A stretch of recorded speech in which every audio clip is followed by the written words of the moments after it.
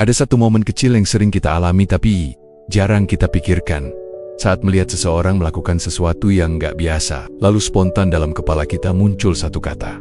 Aneh, bukan salah, bukan merugikan siapapun, tapi kok aneh ya? Lucunya, kita jarang bertanya aneh menurut siapa. Sejak kapan hidup harus punya template seperti CV lamaran kerja?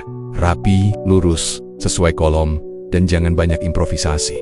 Di sekolah, kita belajar cara duduk yang benar. Di rumah, kita diajari cara bersikap yang pantas. Di media sosial, algoritma diam-diam memberitahu, yang begini wajar, yang begitu jangan terlalu ditonjolkan. Tanpa sadar, kita tumbuh dengan satu asumsi besar, bahwa normal itu sesuatu yang sudah ada dari sananya. Seperti gravitasi, tinggal diterima.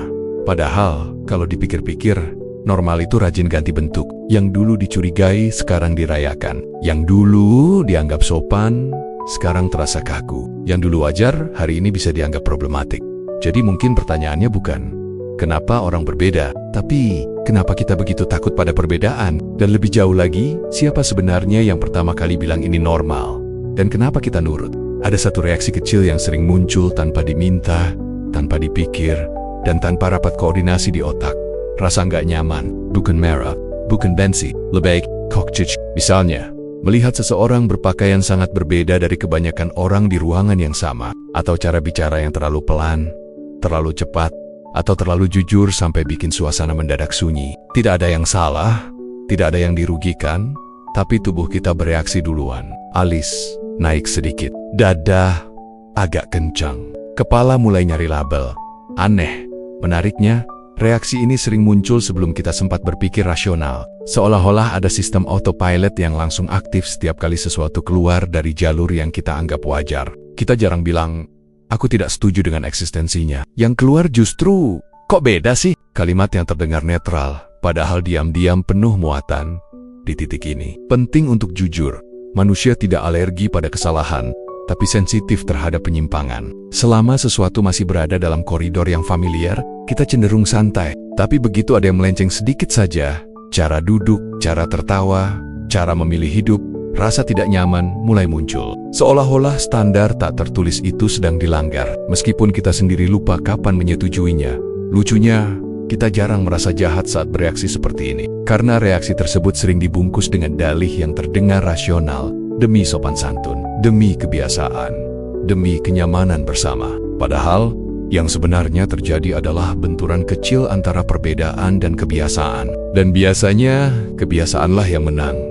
Disinilah normal mulai bekerja dengan cara yang sangat halus. Ia tidak datang membawa papan peraturan. Ia hadir sebagai rasa, sebagai intuisi, sebagai vibe yang sulit dijelaskan tapi terasa jelas. Kita tidak diajari secara eksplisit apa itu normal, tapi kita tahu kapan sesuatu dianggap melenceng. Seperti permainan yang aturannya tidak pernah tertulis, tapi semua orang tiba-tiba kompak menegur pemain yang bergerak terlalu bebas.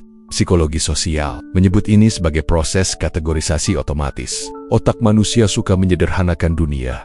Mana yang familiar, mana yang asing, mana yang aman, mana yang perlu diwaspadai. Masalahnya, yang asing seringkali bukan berbahaya, hanya belum masuk template. Tapi karena otak kita malas berpikir ulang, label aneh jadi jalan pintas yang efisien. Hemat energi, minim empati, dan dari sini, satu hal jadi menarik untuk dipertanyakan. Apakah rasa tidak nyaman itu sinyal moral, atau cuma refleks sosial? Karena kalau kita jujur, banyak hal yang dulu terasa aneh, sekarang terasa biasa. Dan banyak hal yang dulu biasa, sekarang terasa bermasalah. Artinya, rasa tidak nyaman itu tidak lahir dari kebenaran absolut, tapi dari kebiasaan yang diulang cukup lama sampai terasa alami. Mungkin, yang perlu kita curigai bukan orang-orang yang berbeda, tapi reaksi kita sendiri. Bukan untuk menyalahkan, tapi untuk memahami bahwa sebelum kita menilai dunia, dunia sudah lebih dulu mengajari kita bagaimana cara merasa. Kalau dipikir-pikir, hampir tidak ada dari kita yang pernah duduk serius lalu berkata, "Oke, hari ini aku akan memilih standar hidup yang normal." Tidak ada formulir, tidak ada kontrak, tidak ada notilen rapat keluarga besar yang membahas batas wajar manusia abad ini. Tapi anehnya, hampir semua dari kita tahu kapan harus menyesuaikan diri, kapan harus diam, dan kapan sebaiknya tidak macam-macam. Normal datang ke hidup kita bukan sebagai keputusan sadar, tapi sebagai paket bawaan. Ia diturunkan pelan-pelan, lewat komentar kecil yang terdengar sepele. Kok kamu begitu? Harusnya jangan begitu. Orang normal enggak gitu. Deh, kalimat-kalimat ini jarang dimaksudkan jahat, tapi efeknya konsisten.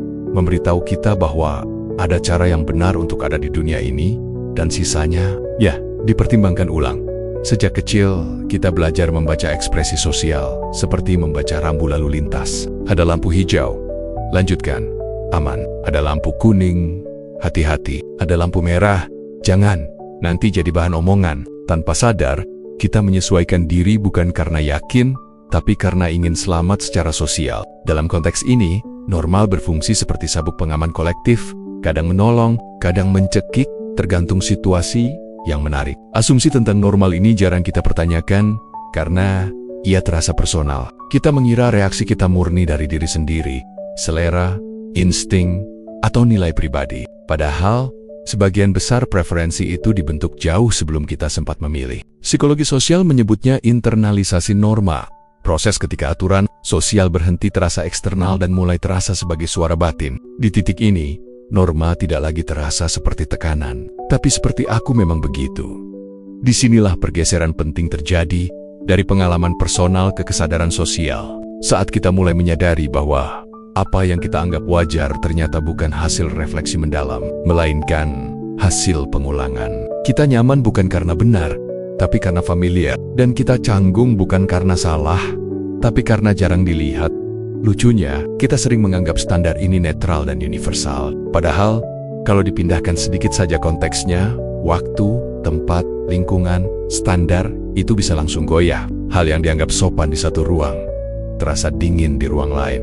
Yang dianggap ambisius di satu budaya, bisa dicap berlebihan di budaya lain. Artinya, normal itu tidak berdiri sendiri. Ia selalu menempel pada situasi sosial tertentu. Kesadaran ini pelan-pelan mengubah cara kita memandang diri sendiri dan orang lain. Bukan lagi soul, kenapa dia beda, tapi standar siapa yang sedang dipakai. Bukan lagi reaksi spontan, tapi jeda kecil sebelum menilai. Jeda yang penting, karena disanalah kemungkinan berpikir dimulai. Normal, pada akhirnya, bukan sesuatu yang kita pilih secara bebas. Ia diwariskan, diajarkan, lalu dipertahankan bersama. Tapi begitu kita menyadari asal-usulnya, kita tidak lagi sepenuhnya dikuasai olehnya. Kita mulai bisa melihat norma sebagai konstruksi sosial, bukan hukum alam. Dan kesadaran itu, meskipun sederhana, sudah cukup untuk membuat dunia terasa sedikit lebih longgar. Di titik ini, kita perlu kenalan dengan satu pemikir yang sering dikutip, sering disalahpahami, dan sering bikin orang manggut-manggut, meski belum tentu paham sepenuhnya, Michel Foucault. Tenang, kita tidak akan masuk ke mode kuliah jam 7 pagi. Anggap saja ini obrolan santai. Tapi topiknya berat dikit. Kayak kopi pahit, tapi bikin melek. Foucault punya satu gagasan kunci yang cukup mengganggu kenyamanan. Pengetahuan tidak pernah netral. Apa yang kita anggap pengetahuan tentang manusia, perilaku, kesehatan, kewarasan, bahkan kenormalan, selalu lahir dalam relasi kuasa. Ia menyebutnya power knowledge. Artinya, pengetahuan bukan sekadar hasil pengamatan objektif terhadap realitas, tapi juga alat untuk mengatur, mengklasifikasi, dan mengarahkan manusia. Dengan kata lain, pengetahuan itu bukan cermin yang memantulkan dunia apa adanya. Ia lebih mirip lensa, dan lensa itu dibuat oleh pihak tertentu, dengan kepentingan tertentu, pada konteks tertentu. Disinilah konsep normal mulai terasa kurang innocent. Normal bukan sekadar deskripsi tentang apa yang paling banyak terjadi. Ia adalah hasil dari wacana, rangkaian diskursus, definisi, kategori dan bahasa yang terus diulang sampai terasa alamiah. Ketika sesuatu disebut normal, itu bukan hanya informasi, itu perintah halus, ajakan diam-diam, bahkan kadang ancaman simbolik. Misalnya, ketika ilmu tertentu mengatakan perilaku ke-10 adalah normal, kalimat itu terdengar ilmiah, objektif, dan meyakinkan. Tapi di baliknya, ada proses panjang. Siapa yang meneliti, siapa yang mendanai, siapa yang punya otoritas bicara, dan siapa yang tidak diajak masuk ke meja diskusi. Wacana menentukan siapa yang boleh mendefinisikan realitas, dan siapa yang hanya menjadi objek definisi. Foucault tidak bilang bahwa semua pengetahuan itu bohong. Yang ia katakan lebih licik, pengetahuan selalu selektif. Ia memilih apa yang dianggap penting, apa yang layak diukur, dan apa yang pantas disingkirkan. Dari situ, normal terbentuk bukan karena ia paling benar, tapi karena ia paling sering diulang, dilembagakan, dan disahkan. Lucunya, semakin sering suatu wacana diulang, semakin ia terasa seperti akal sehat. Kita berhenti melihatnya sebagai konstruksi dan mulai memperlakukannya sebagai fakta. Normal pun berubah fungsi. Dari hasil kesepakatan sosial menjadi standar moral. Yang sesuai dipuji, yang menyimpang dicurigai. Padahal, yang disebut menyimpang seringkali hanya tidak masuk ke rangka bahasa yang dominan. Di titik ini, Foucault mengajak kita untuk sedikit curiga, bukan paranoid, tapi reflektif. Curiga pada pertanyaan sederhana seperti, siapa yang bicara? Dari posisi mana? Untuk kepentingan apa? Karena mungkin yang kita sebut realitas hari ini hanyalah versi dunia yang paling diuntungkan oleh wacana tertentu. Normal, dalam kerangka ini, bukan cermin yang memantulkan manusia apa adanya. Ia adalah hasil produksi wacana yang rapi, terstruktur dan tampak masuk akal. Dan justru karena ia tampak masuk akal, kita jarang menyadari bahwa ada kuasa yang sedang bekerja di baliknya. Tenang, senyap, tapi efektif. Kalau normal itu produk, maka institusi adalah pabriknya. Bukan pabrik dengan cerobong asap dan mesin bising, tapi pabrik yang jauh lebih halus.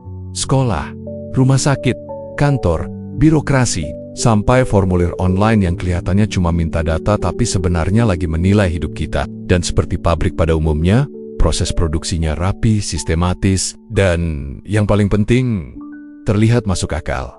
Mari mulai dari tempat yang hampir semua orang kenal, sekolah. Di sana, kita tidak hanya belajar matematika atau sejarah, tapi juga belajar bagaimana menjadi manusia yang layak dinilai. Duduk harus begini, bicara harus begitu, nilai dijadikan ukuran, lalu ukuran itu dipakai untuk mengelompokkan.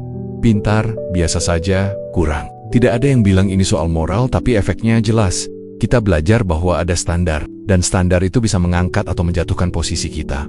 Rumah sakit dan dunia medis juga bekerja dengan logika serupa. Tubuh diukur, perilaku diklasifikasi, kondisi diberi label, sehat, tidak sehat, normal, perlu penanganan. Lagi-lagi, ini bukan soal niat buruk. Tapi begitu sebuah label dilekatkan, ia mulai hidup sendiri. Ia menentukan bagaimana seseorang diperlakukan, didengar, atau justru diabaikan. Normal di sini bukan sekadar deskripsi kondisi, tapi tiket masuk ke perlakuan tertentu. Institusi hukum dan birokrasi pun tak ketinggalan. Ada perilaku yang dianggap sah, ada yang menyimpang, ada prosedur yang dinilai wajar, ada yang dicurigai. Semakin sering kita berurusan dengan formulir, aturan, dan evaluasi, semakin kita terbiasa menyesuaikan diri. Bukan karena takut hukuman langsung, tapi karena ingin lolos dari sistem. Di titik ini, normal bekerja seperti gerbang otomatis. Terbuka untuk yang sesuai, tertutup pelen-pelen untuk yang tidak. Kunci dari semua ini ada pada 3 kata: pengukuran, klasifikasi, evaluasi. Pengukuran memberi angka, klasifikasi memberi kategori, evaluasi memberi makna, dan begitu makna dilekatkan, angka tidak lagi netral, ia berubah menjadi identitas. Kita tidak sekadar mendapat nilai, kita menjadi nilai itu. Tidak sekadar didiagnosis, tapi didefinisikan. Tidak sekadar dinilai kinerjanya, tapi diranking secara sosial. Foucault menyebut ini sebagai bentuk kekuasaan yang modern dan efisien. Tidak perlu teriak, tidak perlu ancaman kasar. Cukup dengan sistem yang konsisten, transparan, dan terasa rasional. Justru karena terasa rasional, kita jarang melawannya. Siapa juga yang mau debat sama grafik dan tabel? Lucunya, kita sering menganggap semua ini objektif. Padahal objektivitas itu sendiri punya standar. Apa yang diukur, bagaimana cara mengukurnya, dan apa yang dianggap penting, semuanya adalah keputusan. Keputusan yang dibuat oleh institusi, lalu diwariskan sebagai cara yang benar. Akhirnya, normal tidak lagi terasa seperti aturan dari luar. Ia menjadi kebiasaan yang kita rawat sendiri. Kita menyesuaikan sikap, ucapan, bahkan mimpi, supaya cocok dengan sistem penilaian. Bukan karena kita sepenuhnya setuju, tapi karena sistem itu menentukan siapa yang dianggap layak. Disinilah institusi bekerja paling efektif, bukan sekadar mengatur perilaku, tapi membentuk horizon kemungkinan. Mengajari kita bukan hanya apa yang boleh, tapi apa yang masuk akal untuk diinginkan. Dan tanpa sadar, kita ikut menjaga pabrik itu tetap berjalan, rapi, efisien, dan sangat normal. Aneh ya, tidak ada yang benar-benar mengawasi kita 24 jam. Tapi entah kenapa kita tetap tahu kapan harus menahan diri. Tidak ada sirene berbunyi saat kita mau berbeda, tapi jantung suka deg-degan duluan. Seolah-olah ada CCTV tak kasat mata yang tertanam rapi di kepala. Selamat datang di tahap paling efektif dari kekuasaan sosial, normalisasi dan internalisasi norma. Normalisasi itu proses panjang ketika standar tertentu diulang terus-menerus sampai terasa wajar. Awalnya mungkin terasa asing, lama-lama jadi kebiasaan. Dan ketika kebiasaan itu sudah menyatu dengan cara kita berpikir, disitulah internalisasi terjadi. Norma tidak lagi datang dari luar sebagai aturan, tapi dari dalam sebagai suara hati. Kita tidak lagi bertanya, apakah ini diwajibkan? Tapi pantas nggak ya kalau aku begini? Psikologi sosial menjelaskan ini sebagai kebutuhan dasar manusia untuk diterima. Kita makhluk sosial, bukan cuma butuh makan dan tidur, tapi juga pengakuan. Diterima berarti aman, ditolak berarti ancaman. Meski cuma simbolik, maka wajar jika rasa takut menjadi tidak normal bekerja begitu kuat. Bukan karena konsekuensi hukumnya berat, tapi karena konsekuensi sosialnya terasa memalukan. Dan di zaman sekarang, malu sosial bisa lebih mengerikan daripada denda administratif. Menariknya, ketakutan ini sering tidak disadari. Kita mengira keputusan kita murni personal, pilihan gaya hidup, cara bicara, bahkan mimpi. Padahal, banyak di antaranya sudah difilter duluan oleh pertanyaan sunyi di kepala. Nanti orang mikir apa? Pertanyaan sederhana, tapi efeknya luar biasa. Ia membatasi sebelum kita sempat mencoba. Ia menyensor sebelum ada yang benar-benar melarang. Foucault menyebut mekanisme ini sebagai bentuk disiplin modern. Tidak perlu penjaga, karena kita sudah menjadi penjaga bagi diri sendiri. Kita menilai, mengoreksi, dan menghukum diri kita sendiri jika dirasa terlalu menyimpang. Bukan kadang, kita ikut menertibkan orang lain, bukan karena diminta, tapi karena demi kebaikan bersama. Normalisasi membuat kita bukan hanya objek kekuasaan, tapi juga agen penyebarnya. Lucunya, semakin kita patuh, semakin kita merasa itu pilihan bebas. Kita bilang, aku nyaman kok begini, dan mungkin itu benar.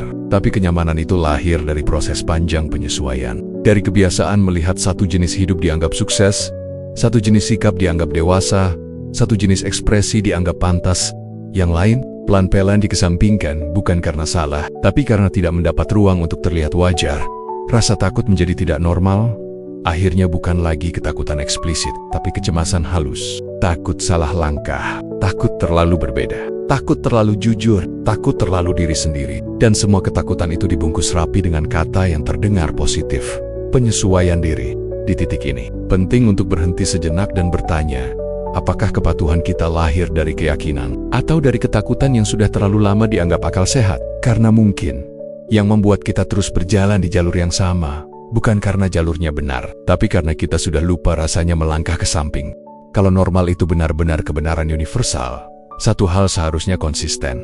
Dia tidak gampang berubah. Tapi kenyataannya, normal justru punya hobi ganti kostum sesuai zaman. Yang dulu dianggap wajar, sekarang bisa bikin orang geleng-geleng. Yang dulu dicurigai, hari ini malah dirayakan. Normal itu seperti tren fashion. Pernah dianggap serius, ternyata sangat kontekstual. Coba tengok ke belakang sebentar. Ada masa ketika bekerja terlalu santai dianggap malas, lalu datang era hustle culture yang mengagungkan kerja tanpa henti. Sekarang, mulai muncul suara-suara yang bilang, capek itu bukan prestasi. Normal bergeser. Bukan karena manusia berubah drastis, tapi karena cara kita memaknai hidup ikut berubah. Atau soal ekspresi diri. Ada masa ketika terlalu terbuka dianggap tidak pantas. Lalu muncul era di mana kejujuran emosional dipuji sebagai tanda kedewasaan. Namun di saat yang sama, ada batas tak tertulis. Jujur boleh, asal tidak terlalu jujur. Normal bergerak, tapi tidak pernah netral. Ia selalu mengikuti logika zamannya. Apa yang dianggap produktif, aman, dan bisa dikendalikan. Foucault mengingatkan bahwa wacana selalu historis. Artinya, apa yang kita sebut normal hari ini adalah hasil negosiasi sosial di titik waktu tertentu. Ia lahir dari kebutuhan, kecemasan, dan kepentingan zamannya. Maka memperlakukan normal sebagai kebenaran abadi sebenarnya agak naif. Seperti menganggap aturan lalu lintas zaman kuda masih relevan untuk jalan tol. Yang menarik, setiap zaman selalu merasa bahwa standarnya adalah yang paling masuk akal. Orang-orang di masa lalu juga yakin bahwa versi normal mereka rasional dan bermoral. Kita sering menertawakan standar lama. Kok dulu bisa-bisanya begitu? Tanpa sadar bahwa generasi setelah kita mungkin akan melakukan hal yang sama pada kita. Normal hari ini bisa jadi bahan meme esok hari. Perubahan ini menunjukkan satu hal. Penting, normal bukan berasal dari hakikat manusia, tapi dari kondisi sosial. Ia menyesuaikan diri dengan struktur ekonomi, teknologi, politik, dan moral kolektif. Ketika kondisi berubah, normal ikut bergeser. Dan ketika normal bergeser, yang dulu dianggap menyimpang bisa tiba-tiba terasa masuk akal. Namun, Meski sejarah jealous menunjukkan bahwa normal itu cair, kita tetap cenderung memperlakukannya seolah-olah permanen. Mungkin karena manusia butuh pegangan, dunia yang terus berubah itu melelahkan, dan normal memberi ilusi stabilitas. Meski ilusi tetap menenangkan. Masalahnya muncul ketika kita lupa bahwa stabilitas itu sementara. Ketika kita mulai menghakimi orang lain seolah standar hari ini adalah hukum alam. Padahal, kalau ditarik mundur sedikit, standar itu cuma hasil kompromi zamannya. Menyadari bahwa normal adalah produk zaman bukan berarti semua aturan harus dibuang. Tapi kesadaran ini penting, agar kita lebih rendah hati secara historis. Bahwa apa yang kita anggap sudah seharusnya Mongcin Hania, sudah terbiasa. Dan di tengah dunia yang terus berubah, mungkin sikap paling waras adalah mengingat satu hal sederhana.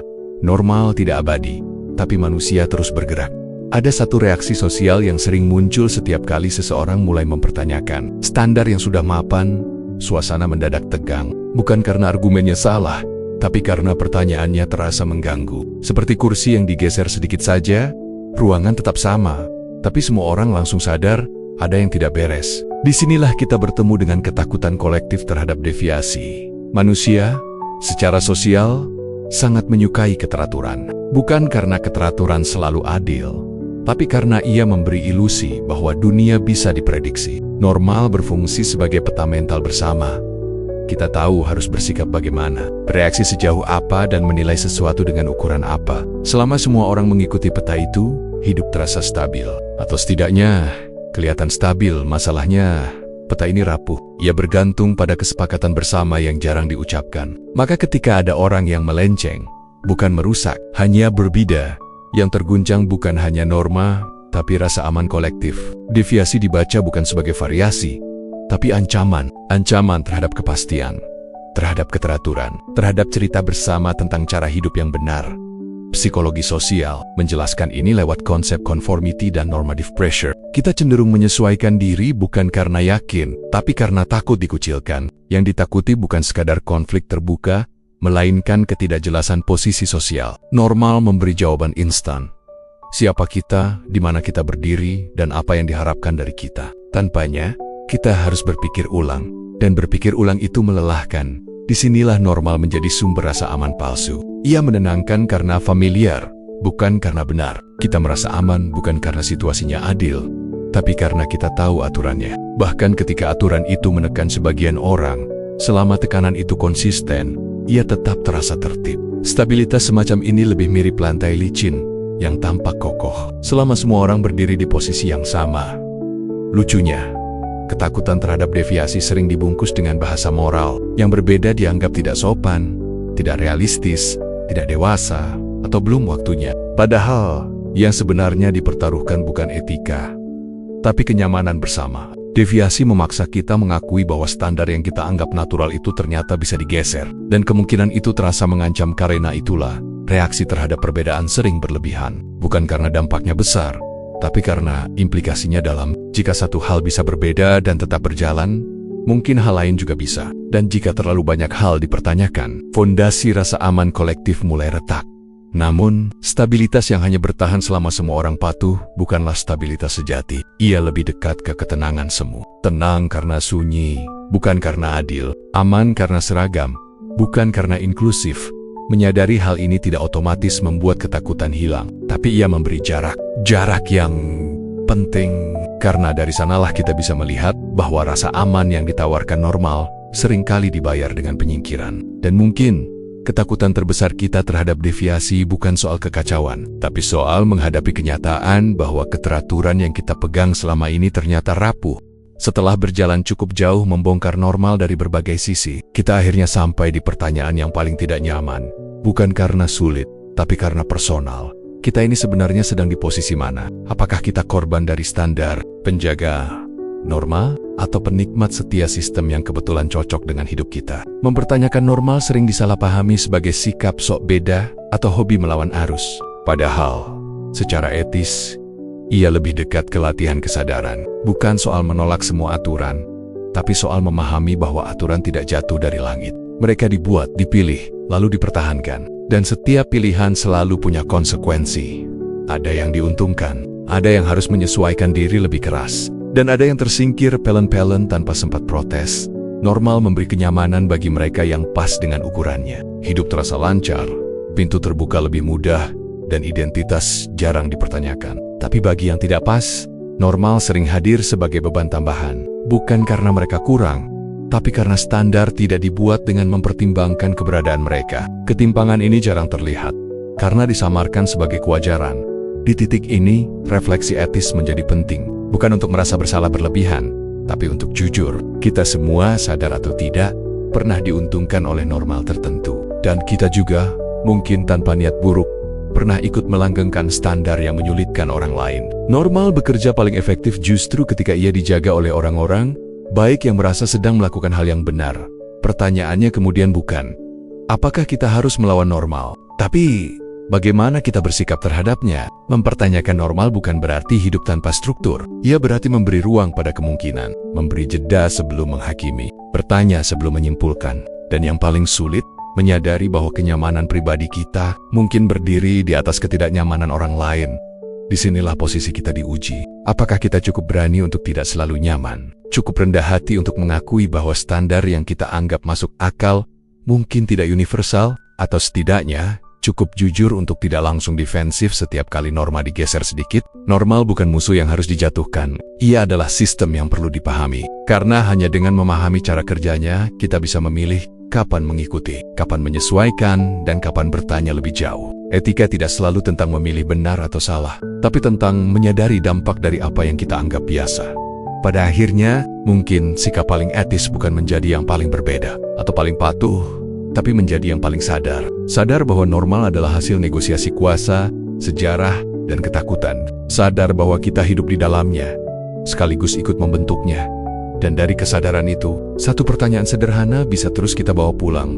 Dalam dunia yang penuh standar ini, apakah kita sedang menjaga keteraturan atau hanya kebiasaan? Pembahasan ini mengajak kita membongkar satu asumsi yang sering lolos dari radar. Normal itu bukan fakta alam, tapi hasil produksi sosial. Dari reaksi spontan saat melihat perbedaan, warisan norma yang kita terima tanpa sadar, relasi kuasa ala Foucault, hingga peran institusi. Normal ternyata bekerja rapi lewat pengukuran, pembiasaan, dan rasa takut akan deviasi. Normal memberi rasa aman, tapi seringkali aman yang semu, karena stabilitas itu dibangun dari keseragaman, bukan keadilan. Pada Okernia, mempertanyakan normal bukan soal melawan, tapi soal memahami siapa yang diuntungkan, siapa yang disingkirkan, dan di mana posisi kita berdiri. Channel ini hadir buat kamu yang suka mikir, tapi nggak pengin diceramahi. Kita bahas humaniora, filsafat, dan isu sosial dengan bahasa santai, kritis, dan relevan sama hidup sehari-hari. Kalau kamu pernah merasa kok hidup harus begini sih, besar kemungkinan kamu nyasar ke tempat yang tepat. Bonus, mikir berat, tapi nggak bikin dahi berkerut permanen. Normal bukan kebenaran mutlak, melainkan kesepakatan yang terus dinegosiasikan. Menyadarinya membuat kita lebih waspada, lebih adil, dan mudah-mudahan lebih manusiawi. Karena kadang, yang paling tidak normal justru adalah berhenti bertanya.